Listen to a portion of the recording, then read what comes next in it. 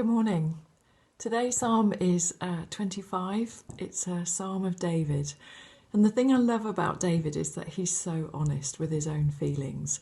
Here was a man that the Bible calls a man after God's own heart, and yet he really struggles sometimes with his own feelings and doubts and fears. And the verse that struck me here was just at the beginning of the psalm. And David says, "Do not let me be put to shame, nor let my enemies triumph over me." No one whose hope in you will ever be put to shame. So he's kind of crying out to God and about these enemies of his. And I don't know what David's enemies were at that particular time, but for me, during this time of such crisis and sometimes real isolation, the enemies that I battle with are the ones in my own head. It's the anxieties and fears about loved ones and what's happening in the world.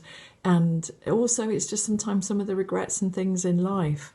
And I really love that David can go to God and be honest about those. And later in the psalm, he says, "But I put my hope in you. My refuge is in you." And that's really reassuring. In the middle of the night, when everything seems dark and bleak, I can say to God, "You are my refuge." And I can go to him for help, knowing that he loves me, and I can be reassured by his constant care. So I hope that's an encouragement to you today if you're listening. God loves us and he cares for us very much.